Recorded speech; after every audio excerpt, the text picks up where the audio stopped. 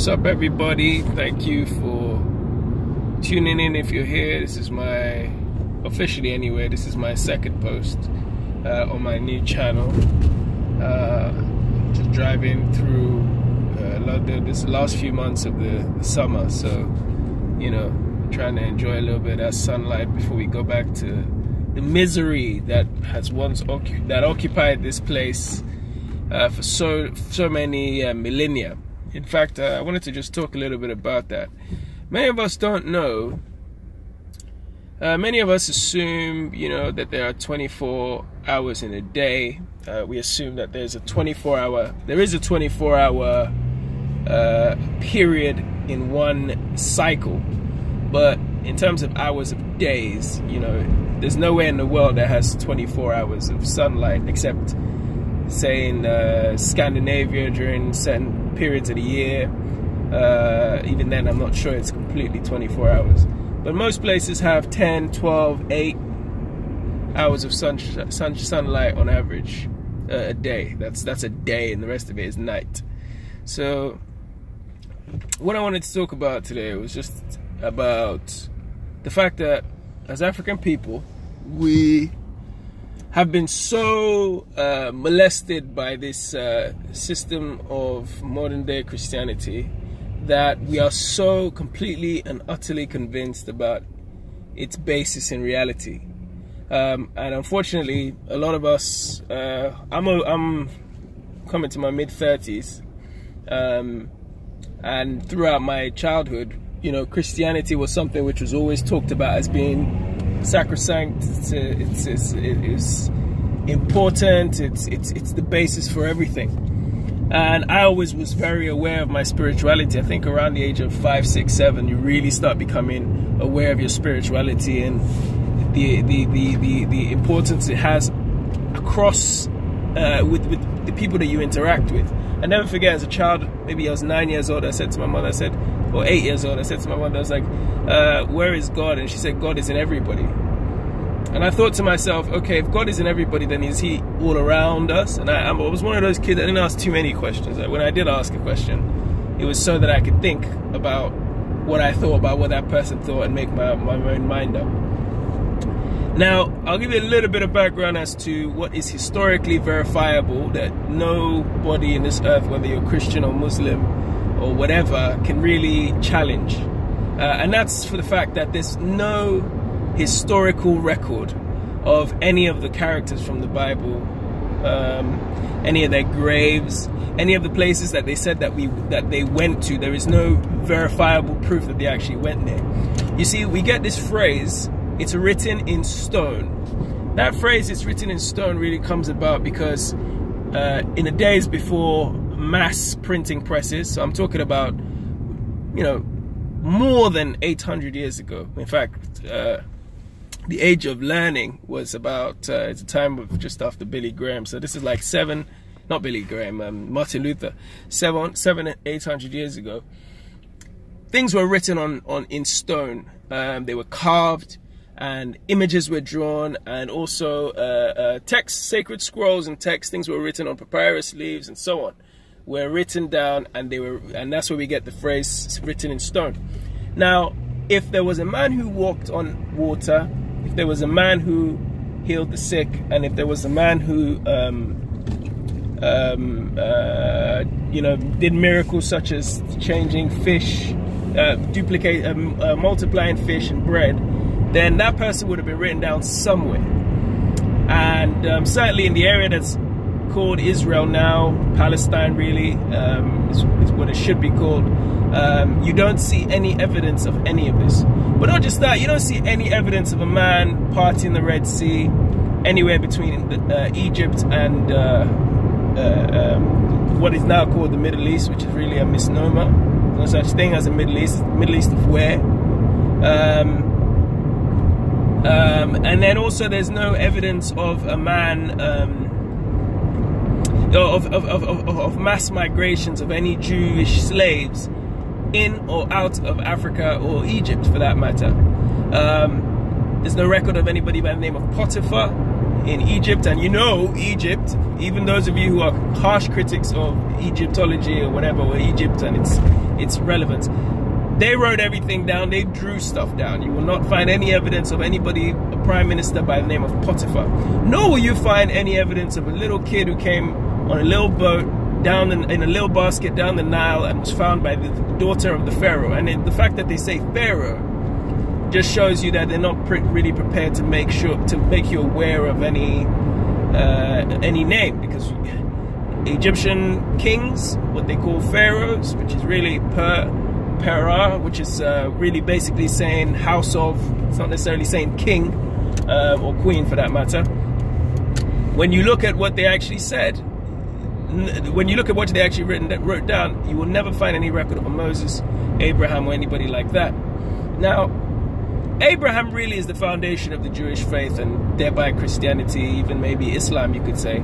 And he is born in a place called Ur in Chaldea, which at this point was an Egyptian colony. Now you know the story about Abraham. He had to make the sacrifice with the two sons, and the son of one of his two sons, his line created what is called the Jews, and then the Jews obviously are what Christians hold on to as the beginning of Christianity. Now, I think we also have to understand immediate history, as in, when I say immediate, I'm talking about the history of Africa over the last 200 or 300 years, and then we need to go into ancient history. There's no time to do all of that now. I'll just talk about recent history. You see, Africans, Christianity has made it impossible for us to love both our African culture, and God. We cannot be Democrats and Christians at the same time. I think John Henrik Clarke was the great scholar that actually said that. We cannot be Democrats and Christians. It's just physically impossible. Simply because the ideologies are not fair. You see, Christianity, especially being a born-again Christian, lives off the theory that no matter what you do, your sins will be forgiven for you if you go and ask for confession, if you give your life to Christ. We need to understand what that means. First of all, that whole theory, if you study your Bible clearly or carefully, comes from a man by the name of Saul, who on his way to Damascus, he had been a tax collector, or a man who was considered to be a bad person, and had his road to Damascus moment where he saw light, and he's changed his ways, and he began to write a lot of things that, to be honest with you, contradicted what Jesus in the Bible said anyway. But also he began to contradict natural laws of human beings. For instance, Paul, or what we call the Pauline scriptures, and this is very well explained by the great scholar and former Christian pastor, Dr. Ray Hagins. But Paul basically talked about the importance of ensuring that in all things that we give our lives to Christ, but also that there is no good in us.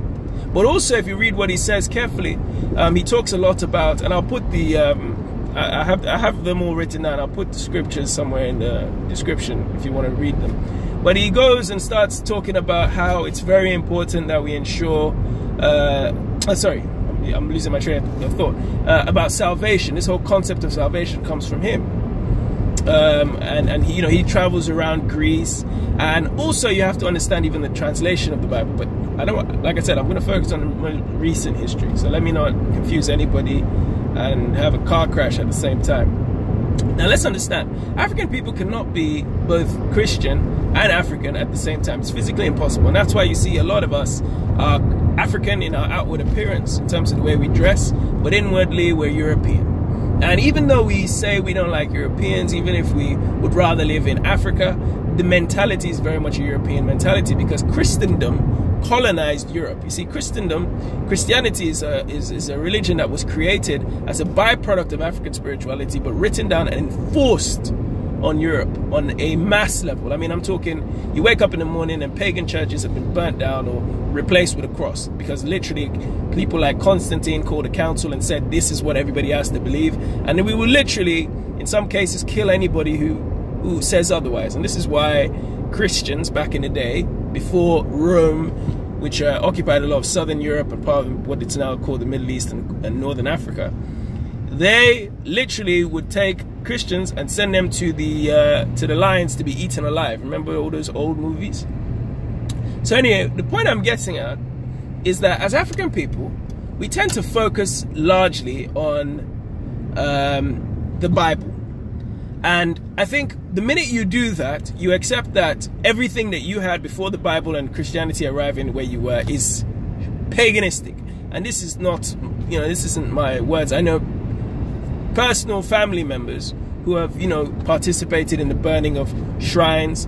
You even see the depictions of African spiritual systems in movies. It began with Europeans, but it's now been taken to a whole new level with African people. And Nollywood does a great job at making it look completely evil and bonkers. And even now, I was watching a Tottenham game last season, and they were saying that, oh, you know, the Wembley hoodoo, which is a play on the word voodoo. Now, voodoo itself is a spiritual system, and I advise all of you, I've just made a documentary on it. It's called Dahomey and Voodoo, where I go to the homeland of voodoo, and I really try and expose what it's really about. Now, this is one of the only spiritual systems that's carried to the New World, and it's very important to understand that in Haiti, when the Haitian Revolution that began in the late 1791, ended in about 1804, when these African people decided to rise up against their oppressors, they did it. They all came together. Remember, these are people that speak different languages, but they all came together and said, hey, look, we all have a similar spiritual belief. These are people from, you know, as far as Angola all the way up to Senegal, but they all managed to meet in the middle, because they all knew that there were some similarities in terms of what they call spirits, which coincidentally your Bible talks about spirits, different types of spirits. So, for example, in Igbo culture, my culture, you have what we associate with Chi or Chuku, are really different spirits, different incarnations. Chi, is, for example, is connected to your destiny. When you look at the Orisha system with the Yoruba people, when you look at the, even as far back as ancient Kemet, right? Ancient Kemet, ancient Egypt, you see the similarities between, what's the word? The Netters, what they call the Netters. So, but I won't go into too much detail. I'm sure some people have done great work on that. Read Sekata Diop's Civilization or Barbarism, and many other books. But anyway, so we literally thought everything prior to when they arrived was evil, and by default, it meant that we were evil. And so this Christianity, which, by the way, if you read even Things Fall Apart, and you see Okonkwo's staunch opposition to Christianity arriving in his land, where these people gave these missionaries free land, and all of a sudden they're trying to make everybody, they've converted the entire army and so on, and now they're using that to try and more or less force their people to think differently. And Okonkwo committed suicide. He would have rather died than accept it. Now, what's very interesting about Okonkwo is Okonkwo was a man who was very prideful, very arrogant in many cases, but he was a great warrior. But he was incredibly loyal to his people and all about observing culture. Now, whether or not you want to use him as a role model is irrelevant. The point is, if we had that mentality till today, I guarantee you Africa will be in a better place, and our people will be thinking on a different level. Now we are people who are incapable of thought. We believe that Jesus is the way. Jesus is the only way. The way, the truth, and the light. We believe that this book, simply because it was given to us by white hands who, by the way, in some cases beat our ancestors into accepting it, burnt their shrines in the way that we're burning their shrines now, what they call shrines, even that word shrine I hate using, but burnt their symbols. And then the thing is, we can't even look at the comparisons. You see, they said we are cannibals, but when you study Christianity, every once a month in some churches, but if you're in a Catholic church, every week, you eat the flesh and the blood of Christ. in some form. It's obviously not the flesh and blood, but that's the symbolism of what you're doing. They say there are no wooden or paganistic rituals. We don't worship any wood. That's another thing that they talk about, is that we worshipped wood. But the reality is, when you look at the cross, which certainly if you look at photos from a lot of the earlier missionaries who came to Africa, they're walking around with wooden crosses. You worship that wooden cross. In fact, now, most people, if you have a wooden cross in their house, you know, if you throw it down, they will literally, they could kick you out, they could kill you.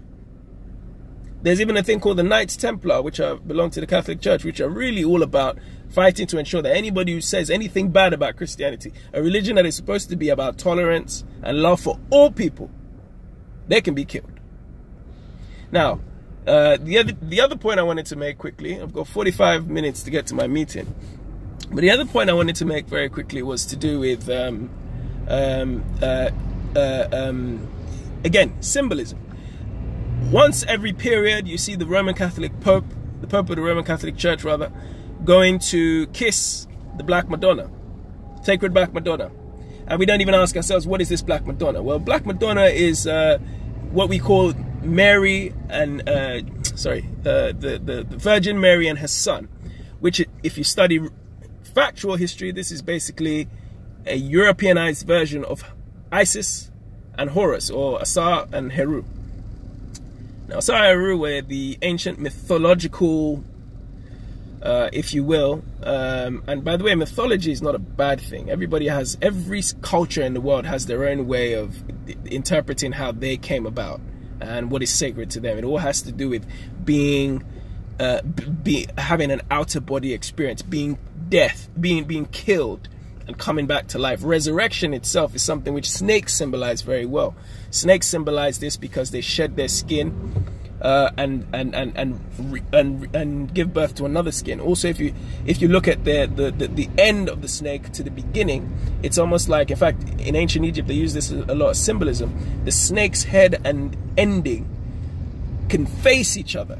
You know, it's symbolizing the cycle of life. You know, your sun, the world being round, you see that the sun rises in the east. By noon, it's at the top. By nighttime, when it's sunset, it's in the west at 9 o'clock. And then there's an under part of that, which really is the other side of the world, the other side of humanity, the other side of your life, if you will. Meaning that your life is the top half, and the bottom half is the other part of your life, which you don't know. So maybe things happen the complete opposite. And certainly Akan spiritual systems, which fantastic Professor Dr. Obadile Kambon of University of Ghana always deals with. I don't know if you guys can see me. Yeah, you can. Can you? Where's the light? Okay. So we as African people would rather accept this stuff instead of the realities of our own cultures.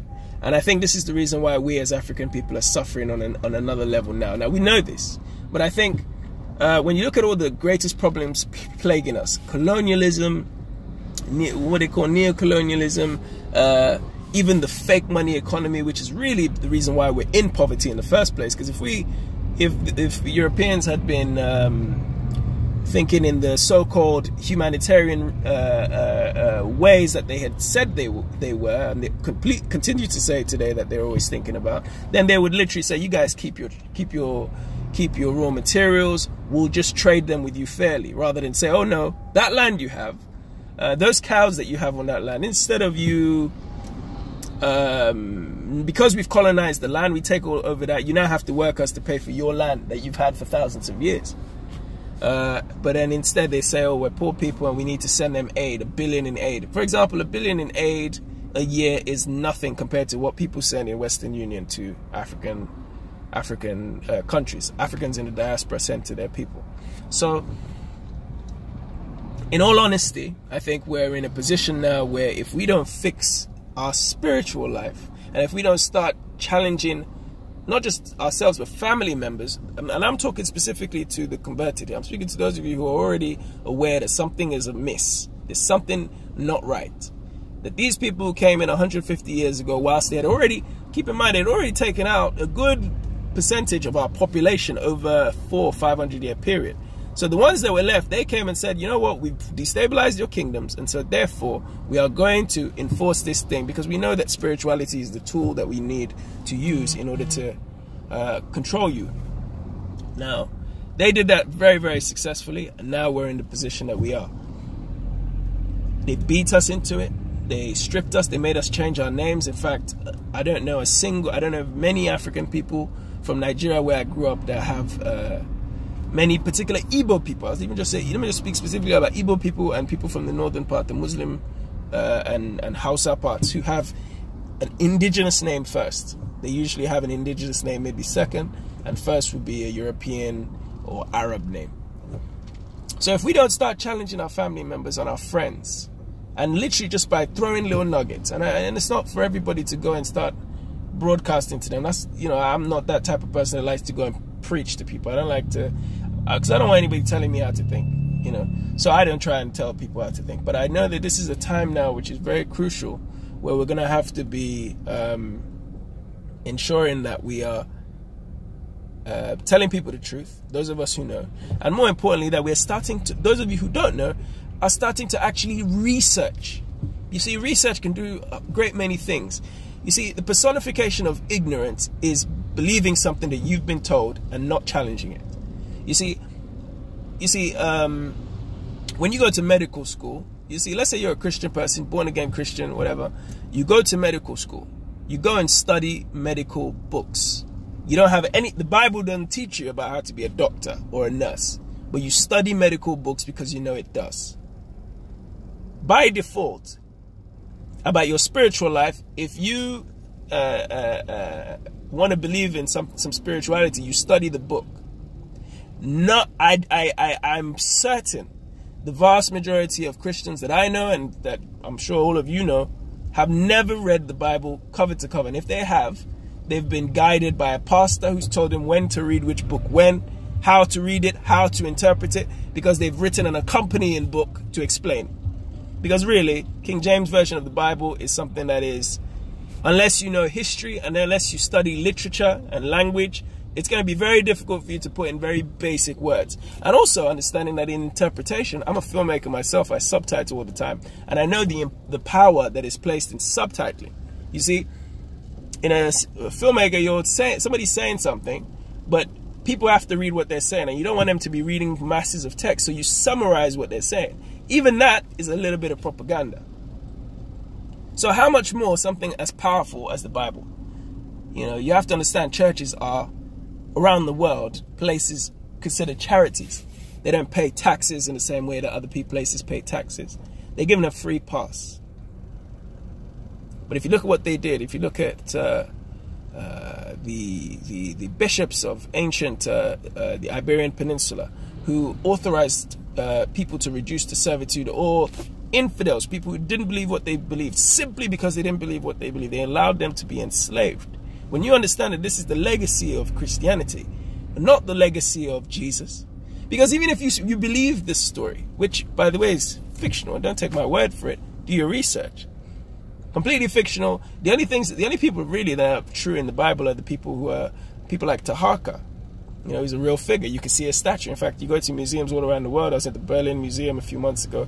You can see his image. You could see the things that he created. You could see all of that stuff.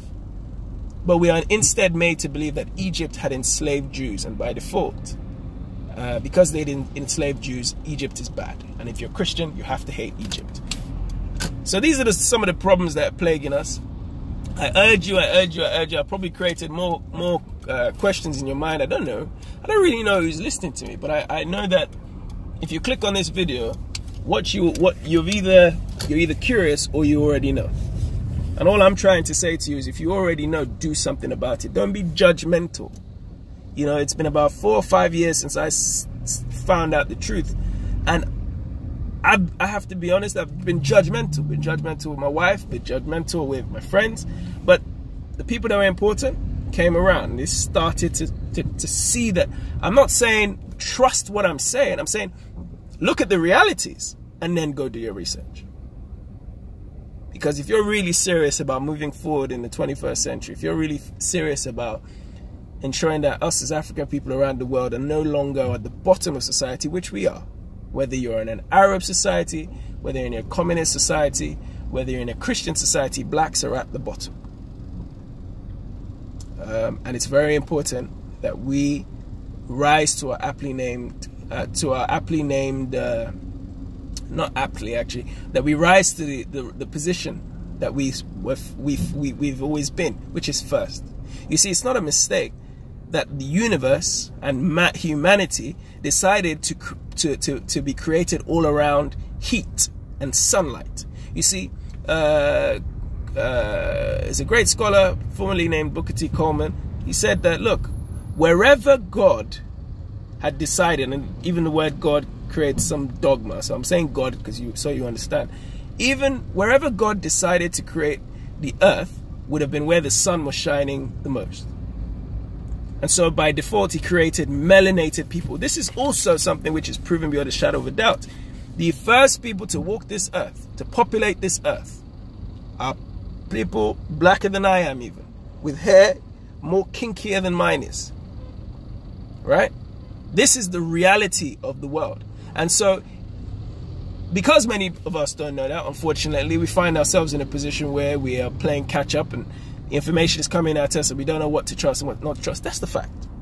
Even if you take that as the fact and you do your research which will prove that even the European is about, if we say the African's 350,000 years old, the modern day African, what they call the Homo sapiens sapien, not Australopithecus or any of those other forms of man. I'm talking of the modern day man. And even that, I shouldn't say man, because really I'm pretty sure it was woman that was created first, not as the Bible will tell you, man was created, and then because he was lonely, they made a woman out of his rib. And people try to argue with me a lot about whether men and women have different number of ribs. You go do your research about that. You just accept it. Go and do your research, adequate research. Check. Those of you who are doctors, chime in, ask people. Don't just take people's words for it. But also, remember that we also are in a war. We're in a war where we have to really start fighting, and we're in a war where we really need to start ensuring that people understand this information, especially our children. Because when you understand you are the first people to populate the earth, you have to understand what has happened. Black people aren't lazy. Again, history will prove we're not lazy. Black people aren't backward. History will prove that, because every innovation that is in this world, by some direct or indirect way, has come as a result of an African. Literally. And then you can see what happens when power goes in the wrong hands. If we have all this information about, smelting steel, if we have all this information about checking out Sirius B with the naked eye before telescopes were invented, if we have even an idea of how to experiment with flight, as people at Saqqara in Upper Egypt were doing, if we have all this information about even a cesarean section at a time when it was 100% unsuccessful in Europe, if we have all this information, surely we could have built all these cars and all these skyscrapers and all these buildings, and the Europeans would have been coming to us as they have done for millennia to learn from us. So why didn't we use all that information? Well, it has to do with the complete understanding of the spiritual, what they call in ancient Kemet the Ka and the Ba, what they call in even in very basic English, the spiritual, the conscious and the unconscious, the matter and the non-matter. You see, when you put all those two things together, you realize that killing even an animal is not something you should just do with a mass killing machine, like these factories where they murder chickens and stuff like that. You will even understand that pissing in the water, as we do now in Africa, is going to create a domino effect.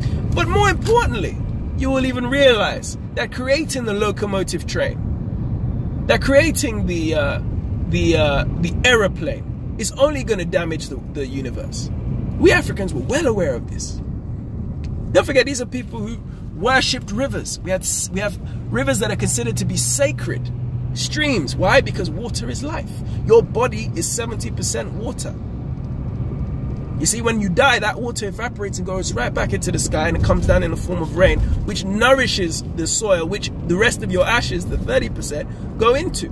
And that feeds and creates the food that comes out of the ground, that we eat, that we're supposed to eat, and ensures the cycle continues. But when you murder flesh and blood, and please, but I'm not judging here, right? But I certainly know that even in African culture, meat was eaten, but not on the scale that we do now. I mean, anyway, I won't even go into that. I just thought I'd share this with you. This is something that was just on my mind, and I thought, hey, I don't have anything to lose anymore, because I'm talking about ensuring that people are awake. I'm working on 2 documentaries. Well, I've just finished one documentary, completely finished the post-production. It's called Didnt and Vodun, which is about, as I said, the Vodun spiritual system. Also about Dahomey, which is the kingdom that occupied what is now modern-day Benin, and they were very we talk about them because of the coastline of West Africa being called the Slave Coast, the coast between Nigeria and Togo, and because the kingdom of Dahomey was very much involved in what they called the slave trade, which I don't call the slave trade, I call the kidnapping and enslavement of Africans.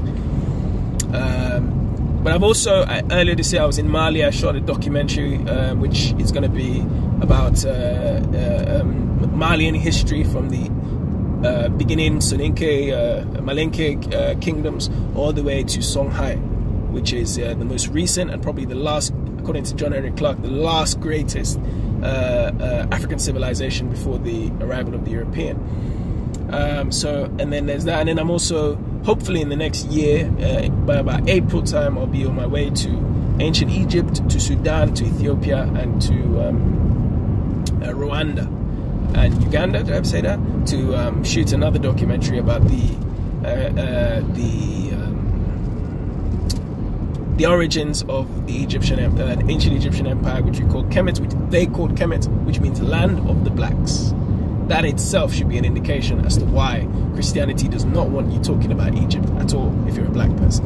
Also read what the Bible tells you about coming to the presence of God with wide noses, and about sending slave ships to take care of the careless Ethiopians, which was a name they used for black people.